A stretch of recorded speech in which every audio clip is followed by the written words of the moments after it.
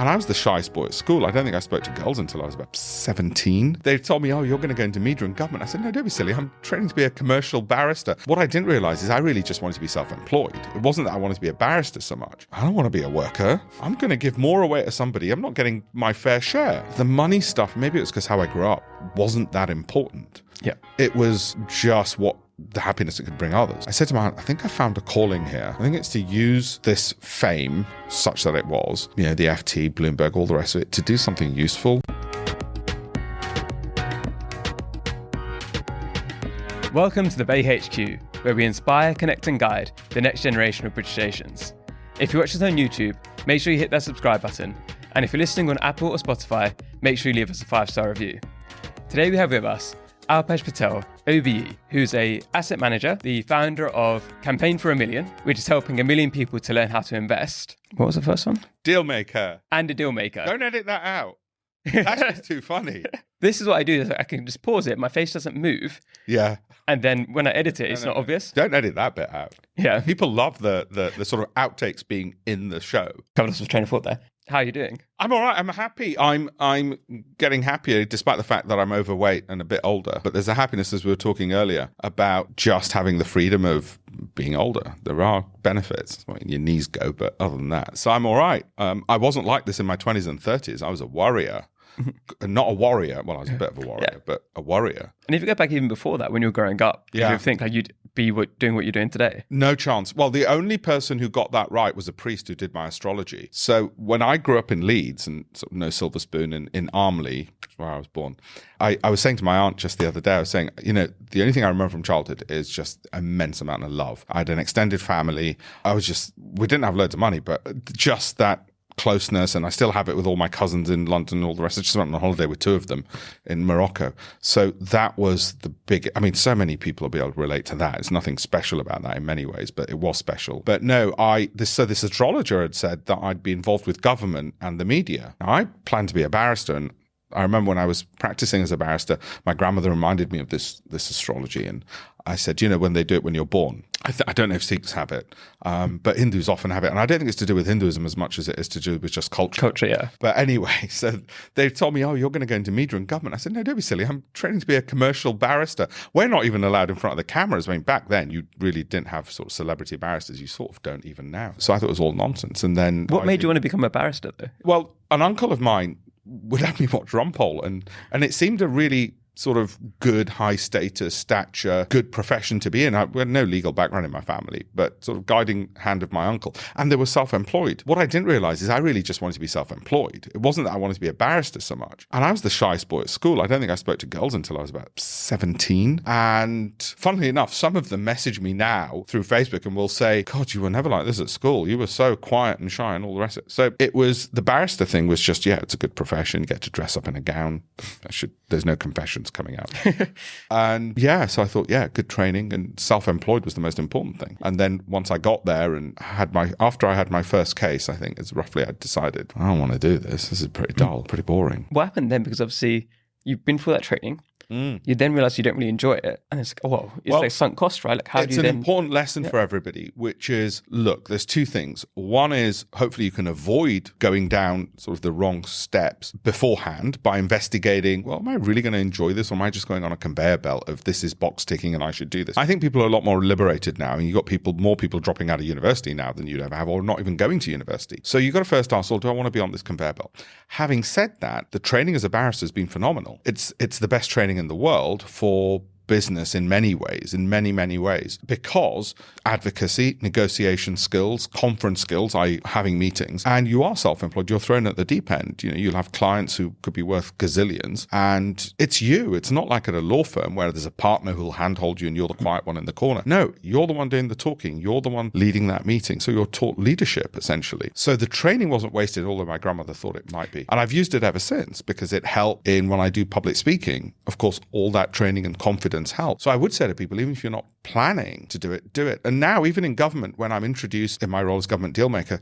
they'll often say, they'll say your bioc, and I'll forget to mention barrister, and they'll say, oh, Andy's a barrister. And I still dine at the inn. So it gives you something in terms of training. It gives you something in terms of self-confidence. And just to close off on that point of self-confidence, I asked my tutor at university, I asked him, I said, so what's the difference? What do you find amongst the students, the successful ones, the unsuccessful, or the private school educated ones and the state school? And he said, well, the main difference between private and state he found wasn't intellect, because if they got into the university, they probably all had a similar level of intellect. He said the private school ones were just more confident. Now, I see that when I drop my son off to school, who's very shy, and I see some of the other students are just naturally more confident. And there's a lot to be said for confidence making up for a lot of other deficiencies, sort of wallpapers over a lot of deficiencies. So anything that builds your confidence, and it doesn't have to be that you're a barrister, but whatever does it, I think it really helps. It stands you apart. It helps in terms of charisma and just helps open doors. How did you then take the massive left turn you have from the barrister career to what you're doing now? Because obviously, was it media first, right? No, actually, funnily enough, it was the trading side first. What shaped me was the fact that, although I never wanted for anything, ever, it was never like, oh no, I don't have this, I don't have that. It was just a wonderful childhood. But what shaped me was, that made me realize that actually workers tend to get a bit screwed. There's a lot of workers who are going to be nodding at this going, oh yeah, you're right, actually. Because the employer must be extracting some kind of rent out of them to make the excess profits for the capital holders. I mean, that's obvious. So this is even without, this is not saying they're oppressed necessarily, though some will be and are, and that's why we have unions. But that made me think, I don't want to be a worker. I'm going to give more away to somebody. I'm not getting my fair share. So I thought, I want to be who's getting the excess profits here? Well, hang on, it's the capitalist. I better be the capitalist. That was my thought. And I raised this at a talk at Eton, by the way, and they have a partnership with other schools, and there was 2 ladies from a girls' school nearby who said, that's what it made you think? It didn't make you think you want to help the workers? And I thought, sorry, no, at 12, it didn't make me think that. It made me think, I better become a shareholder. So I started investing. I borrowed £100 from my aunt. We lived opposite a post office where they had lots of free leaflets. And I found this leaflet about investing in government gilts. So I thought, okay. And I loved collecting free leaflets. I mean, weird or what, but I loved collecting free stuff. I'd go to Halifax Building Society. They have all these free leaflets. I'd just pick them all up and then read them. I'd actually read them. I thought, it's free. It's great. Most people would read the Beano at that age or whatever, but I did a bit of that as well. So I just got the bug that I wanted to invest, because at that time you had privatizations, you sort of sent in a check from a family member, filled in the form in their name, and you got double the money back in the early 80s. This is nuts. And of course, when you're at school and being able to do that for family members, I mean, you become favorite nephew, and I still am. But it blows your mind. And so I've always loved the investing side of things. It's not the greed. It's not all that money. I didn't keep a profit share of any of that. And people might say, well, that's where you've gone wrong. I just gave it back to the family members. That was the other thing, and the weakness or whatever I have, which is the money stuff. Maybe it was because how I grew up wasn't that important. Yeah. It was just what the happiness it could bring others was more important. I don't want to sound like, Christ embodied or anything daft like that, but it was just that. And so that's where the bug came, and it stayed ever since. And that's where the education, teaching other people to do it, it brought me happiness. I thought, well, okay, that's the one thing I know I'm good at. So let's see if I can bring happiness to others through getting them to understand how to invest and so on. And that's happened. And that then has a feedback loop of makes you feel worthwhile, as if your occupancy of a space on this planet and all the oxygen you've been converting to carbon dioxide might not have been a worthless existence after all, because it's the only thing I think, really good at on the investing side. So yeah, that's how it started. And then the media came along, because when I wrote a book, and there's a whole story about that, I can tell you later how I sort of hustled to get that book. But once I wrote the book, and this is where sort of luck comes into life. And as you get older, you look back in your life and think, you know what? 100 other people say luck has got a big deal to do with many things. So the global head of TV at Bloomberg TV just happened to be watching my interview on CNN, and I got a call saying, would you like your own show? That's nuts. That shouldn't happen. So when people say to me, how did you get into... There wasn't training. They just brought me on. They did a bit, sort of make sure you sort of lean a bit forward because you've got a bit of a belly and all of these little things, and make sure you wear exactly, make sure you wear the right color clothes and all the rest of it.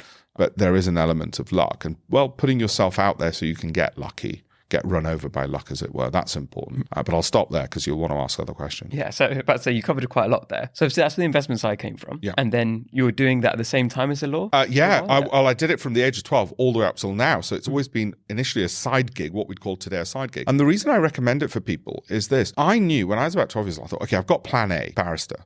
There were 2 other plan Bs. One is investing. The other one was writing. My uncle had bought me a calligraphy set. And at the back of this little booklet, it said, the pen is mightier than the sword. So I would practice great speeches from history. To what end, I do not know. But I got a book on world's greatest speeches and I'd just rehearse them. And I recommend people do this to this day because now you get the opportunity to speak because of social media. In those days, none of that existed. But I would do it. And I do it because I knew the pen and the word were mightier than the sword. And that just blew my mind, just that phrase, that how much power you can have just through being able to write well. I mean, Obama's proof of that. There's a bloke, came out of nowhere, gave an amazing speech. You should be president. But he had credentials behind it, of course, which is why he could give that speech. But my God, he was head and shoulders above anybody else. So that power of speech and the power of writing. And when I do my TikTok videos, people ask me, what advice would you give? And I'd say, if there's some secrets to success in life, which will help you leapfrog, well, one thing seems to be getting elected to something, which I've never done. But, have you noticed? You get elected, all of a sudden you've got people who are absolute numpties, but they get to meet we won't go into politics, but so you've got get elected to something, not for me. Then the other bits are public speaking. And like I said, I was shy sport at school, so it can be learnt, and learning to write well. So learn the skills of rhetoric, just learn about, patterns, rhythm, cadence, all of those things. And that's incredibly important because when you find yourself on stage, they will sooner or later, somebody will say, yeah, that guy. And then even people like me will get ahead. So thanks to all the shy ones for not being my competition. It's even, for example, me sitting here right now with you and all the people I've interviewed, it's because of the writing initially, right? So I started writing, that got an audience, and that then put me in the room with all these different people who've done such amazing things. And in your 20s, you're doing all these different things. What did you actually enjoy the most? Or what did you have any direction in your head? Oh, this is what I want to do in the future. Or was it more just enjoying It's a really good point you raise, which is, there's that Venn diagram, isn't there? What do you enjoy? What are you good at? And what earns money? And you've got to try and get all three if you can in life. And of course, look, I get people in their 20s who say to me, should I get a job in investment banking? And I say, well, I've never met a happy investment banker, but it'll earn you enough money to set yourself up. So I won't say no. But remember, before your soul turns to stone, to leave. Don't forget to leave. And before you get, the family and the costs and the higher costs of living and all the rest of it, and you can't afford to leave, just remember what the end game is. So the enjoyment, and I enjoyed in my 20s. I didn't do any public speaking in my 20s. The media stuff came up when I was 29. It was really spooky. It was my birthday, my 29th birthday, and the email came from Bloomberg for my own show and from the Financial Times for my own column on the same day. Oh, yeah.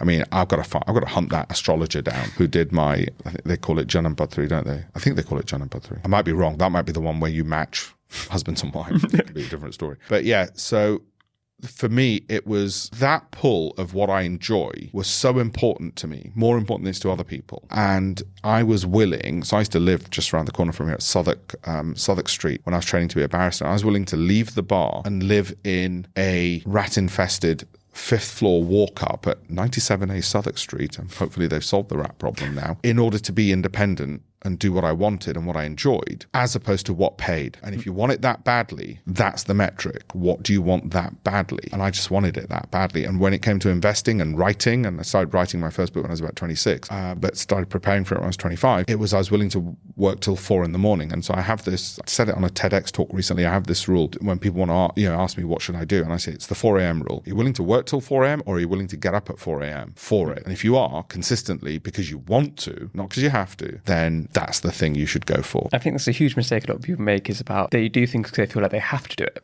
Like, I need to wake up at 4 a.m. because I have to, because that's the way I'm successful, rather than I'm waking up at 4 a.m. because I'm so excited by what I'm doing. And I always hear the people who get the furthest in life are the ones who they're really excited by it. Yeah. You do have the people who are very cold and they're just very mechanical, and they can get far because they're so analytical, right? Yeah. But you said it, not me. Yeah. But it's the idea, like, it can work that way too, but you've got to have a very specific personality for that to work. It's a lot easier. Yeah, when you love it. When I was at university, one of the books that I read was actually, it sounds cliched, Anthony Robbins, Awaken the Giant Within. And he said, look, if you're not excited, just make the goals bigger and bigger and bigger and bigger until you are. And I thought, that's crazy. What? So I just kept doing that, just 10xing. And then it was like, wow, I really want to get up in the morning because I'm aiming for that. So it taught me to shoot for the moon. Now, Robbins is going to find this and make us go completely viral. But that's what it was. It was a little thing like that. Why not just have set yourself sights high? I get really angry at people who are cynical and just go, no, it won't work because of this, and you see it a lot on social media. And I just think if you've got to lose a mindset that you're always going to lose, and you're not hopeful and you're not optimistic and you're not willing to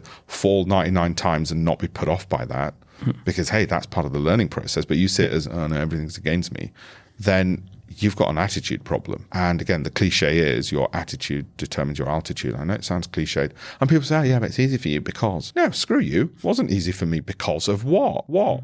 So no, yeah, in some ways, I don't know what it'd be like. I grew up in a council estate and with no, I was lucky enough to have an uncle, well, 2 uncles who were very amazing mentors who would take time out for me.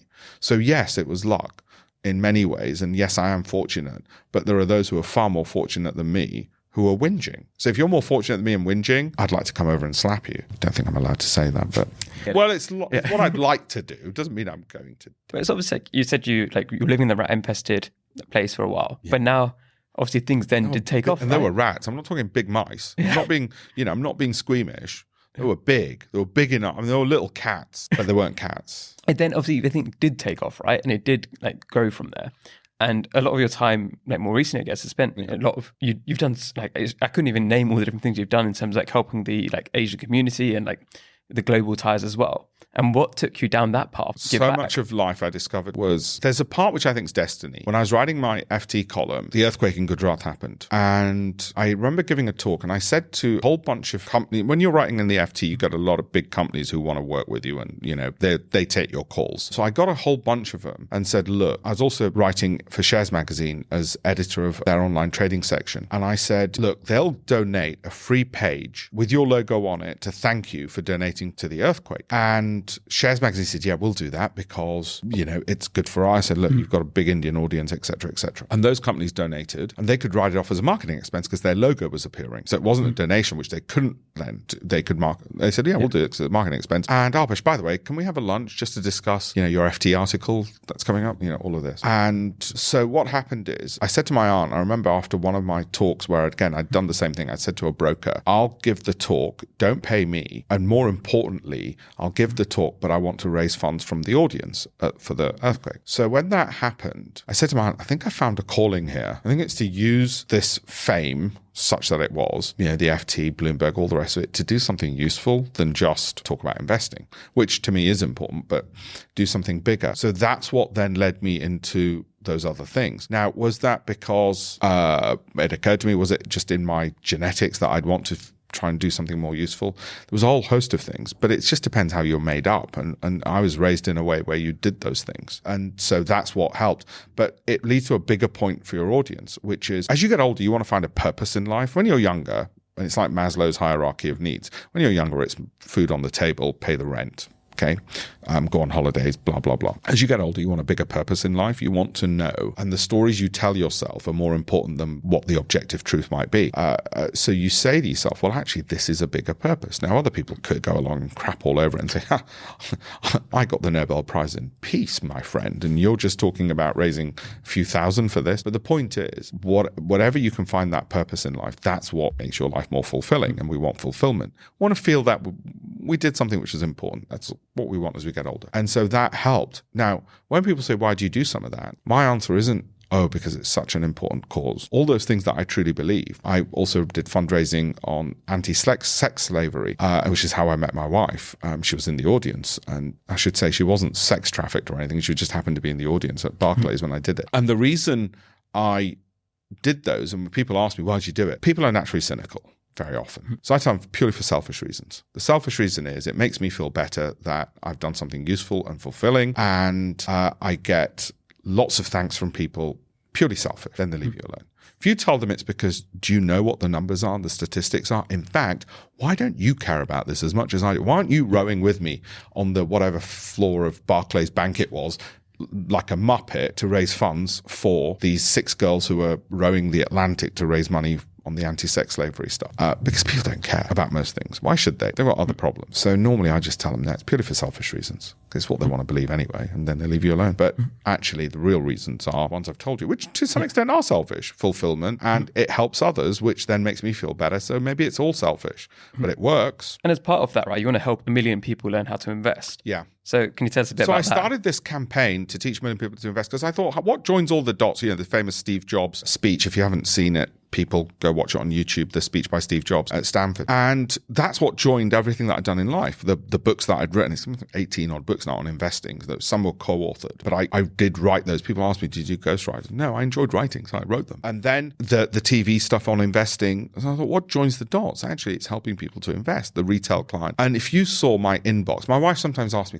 how come you're so self-confident? And then she looks me up and down, I know what she's thinking, balding, middle-aged, fat bloke. I said, you should see my inbox every day. And literally, it is that. And so the campaign, maybe it's selfish because I just get an amazing inbox when people say, oh, wow, that really helped me. And there's a ton of free resources we put together. But it's solving a bigger problem, which is the social mobility. I mean, I got to where I am, as could be higher, could be better. But anyway, not on the floor because of investing and knowing that stuff. So people don't know what rules people's lives, their mortgages and interest rates, obviously, as a result. So finance and their pensions. Okay, so it's all finance. And if they don't know about investing and what's moving those things, then they're working really hard in their day jobs, but they're not making the most of their money. So the campaign for $1million.com gives a ton of free resources, including internships for people who are in their 20s. And it's got some people into JP Morgan and Merrill Lynch and all of this. And also download copies of my book for free, programs for free. So just teaches them more about investing, all for free. And free webinars, free videos, because I had all this content because I'd written the book. Yeah. So anyway, I was just trying to stay relevant. I mean, who reads books anymore? Just converted it all onto digital and online, and then realized, oh my God, this is better than I thought because of the feedback. So that's sort of my big thing that I'm focused on. Although I happen to be chairman of the Lombard Trust as well, co-chairman with Lord Billamoria, which supports widows and orphans. But I have to say I end up shamefully, I'm afraid, spend more time on investing, because it's what I know, than on raising funds for the Lombard Trust, which actually reminds me, I've got to reply to Lord Lombard to meet up. Really enjoyed this, and you've got so much to talk about. It's like, I feel like we've only scratched the surface of so many different things. Sorry. So we'll get you on again in the future. Well, it's up to them, isn't it? It's the people watching. Yeah. You get feedback saying, oh, please, Lord, don't. Yeah. Then we won't. So we have to jump into the quick fire questions. Go for it. So first one is, who are 3 British stations that you'd love to shout out, that you think people listening right now should be paying attention to? Yeah, okay. So number 1, Baroness Verma. Before she knew who my wife was, what she did, when she wasn't even my wife, she was just, you could argue, a nobody. She just helped her, and she's helped so many others. And character, they say, is doing stuff for people when nobody's looking and people who can't do anything for you. She has character, and I've seen it firsthand. I've been on ministerial trips with her when she was a minister, and I think she's underestimated or underregarded in terms of I've been in those meetings and I see the way in which she runs them, hosts them. This is somebody I admire and is of the highest caliber. And I just don't think it's well known enough. I'm just incredibly impressed with her and everything she does. And if I WhatsApp her now and say, can we meet tomorrow? Unless she's out of the country, she'd say, okay. Yep. I mean, that's ridiculous. That's just incredible. So that's one. Another one, I've already just referenced her, my wife. I'll tell you why. Similar reason. What's your wife's name? Ekta. Yeah, because sometimes the audience doesn't know that, right? So yeah, it's always and I had to think about it. Yeah. So Ekta, she's global head of venture capital for the British government. That's a woman. Happens to be Indian as well. So you might say, well, now we've got an Indian prime minister. You'd say, well, underachiever. But, that's a big deal. She was at the cabinet office. There weren't many who were her gender and ethnicity. Well, what's gender and ethnicity got to do with it? Well, look at the statistics. And now, global head of, there aren't many women in venture capital, and she's really pushing to get more out there. They've just done a green companies competition to bring a bunch of British companies to the Middle East to get funding. Okay, so she's raising money, solving some of the world's biggest problems. She'll say, it's not me, it's my team. I know she'll say that. And it is her team. She's got she always tells me, every evening she goes, my team's just amazing. And she'll also say her bosses are amazing in the civil service. And I'm telling you, private, this is what our bedtime conversations are. You wait till you got a kid. Yours going to be the same. And again, look, she doesn't want the sort of the shout outs and all the rest of it. But I think it's amazing. And on top of that, she's a mother of a 5-year-old who's a difficult 5-year-old. Rian, you can't understand what I'm saying, so it doesn't matter. But he's a really difficult 5-year-old. And she got me as a husband as well. That really makes life difficult. She manages all of those with charm, a smile, and finesse. So I just think it's extraordinary, absolutely extraordinary. The third one, this is where it gets difficult. We've got a bit of a tiebreaker here. Okay, so I'm going to cheat. I'm going to say Karan Billamoria. I've known him when he was just Karan Billamoria. I was actually there when he was when he joined the House of Lords at the ceremony. So I'm going to put him up there. I'm going to put Lord Lumba for the widows and orphans, and I was there when he joined as well. And Rummy Ranger for his braveness.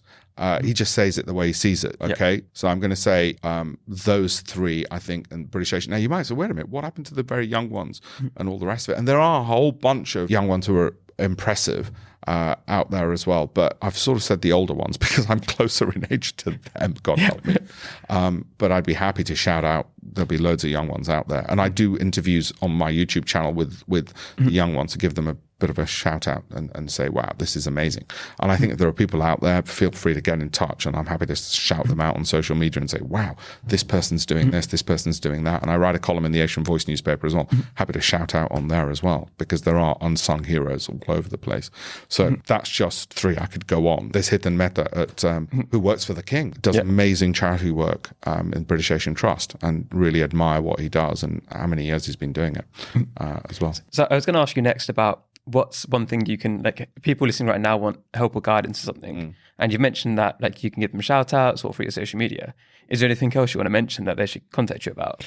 Yeah, so it's always the balance between time and impact. And so to give the highest impact, I created these virtual internships. So if you're in your 20s, where you are anywhere in the world, and we do the same training that I would do staff who join my firm. We just made that available online, and it's updated regularly. So if you want to learn about investing, you want to learn about trading. The reason that's worked so well is because they're able to put on their CVs. I've just written a reference this morning for someone. They're able to put on their CVs that they were mentored by me, an FCA-regulated asset management company, and that helps the CVs of quite a lot of people who'd never get access to that. Because when they're going for a job and the employer asks for a reference, I can say, yeah, this is the work they did, because back at the back end we can see the material that they've gone through, because we can see, they did complete the lectures and they've gone through it, and I know what that work is because I created it, and I know on the Telegram channel they do see this every day, and so they get that interview and it goes ahead. That's impact, which doesn't take up too much of my time. And that's the most important. I've also started doing monthly networking events. I'm chairman of City Hindus Network and the India League. And so we do monthly events on the Strand. And there they can network with me and 80 other people from the city. We've got everything from hedge fund managers to accountants to lawyers. And I invite them to that as well, because it allows them to network. So again, impact, high impact, low time, as it were. Because what I don't ever want to do is just stop and give up and say, no, I'm too important. Sorry, I shouldn't be doing that. I mean, I have to stack dishes in a dishwasher when I get home, so I'm not too important for anything. So so that works out well. Is there anything that you need help with right now as well, other than the dishes, of course? Yeah, the dishes. My wife's going to kill me. She's going to, yeah, you're bigging it up as if you do stuff around the house. Are you kidding me? Let me put it in the comments how little you do. The biggest thing is I just want to get the word out about the campaign for $1 million, because it gives me a direction and purpose, but also because there is a genuine problem out there where people are paying away fees to investment trusts, or they don't know what's in their pension. They're underperforming. They don't know that they could do better, and all their life's work is sort of not earning them what it should earn them. Separate from that, it's just that the people who are hardest hit, and the data shows it, guess what? As always in society, it's the ones who can least afford it. They're the ones who are the hardest hit, because guess what? Rich people just hire somebody to do the stuff for them. So I think that education part on campaignfor1million.com is really important to me. And when I get the feedback off it, makes my day. Makes my day more than, well, my son never gives me a hug when I walk in. I've told my wife now, if she doesn't give me a hug the next time I walk in, that's it. I'm still going to walk in and just suffer. But so that's the closer I get to hugs every day. The emails I get from people who read it and say, yeah, this is really helpful, thank you. So yeah, you see, I still trying to impress people, and I'm still in need of a hug. So that's what it is. I get these virtual hugs, and it helps them. They're not going to give them unless it helps them. People don't do that. So yeah, that's the main thing for me. So I had a lot of fun with this conversation, and it's one of these things I think we could talk for hours quite easily. So have you got any final words to the audience? Well, there's a phrase I've come across recently, and I've used it quite a lot. I did a government event the other week, and I used it there as well. And I think it's one of the most inspiring things to say to yourself when you're feeling a bit down, or life's not giving you exactly what you thought it would. And it is, you did not come this far only to come this far. I didn't invent the phrase, but I think it's probably something which, will help you get through stuff when you hit a roadblock. And so I'd probably say that. And I guess a line to that is another one that got me through a lot of rubbish about 15, 18 years ago, which is that, and this too shall come to pass. I think that's from the Bible. So I've just ripped off God. But, what are you going to do? I'm sure he'll forgive me. Hello everyone. Thank you so much for listening. It means a huge amount to us, and we don't think you realise how important you are, because if you subscribe to our YouTube channel, if you leave us a 5-star review, it makes a world of difference. And if you believe in what we're trying to do here, to inspire, connect and guide the next generation of British Asians, if you do those things, you can help us achieve that mission, and you can help us make a bigger impact. And by doing that, it means we can get bigger guests, we can host more events, we can do more for the community. So you can play a huge part. So thank you so much for supporting us.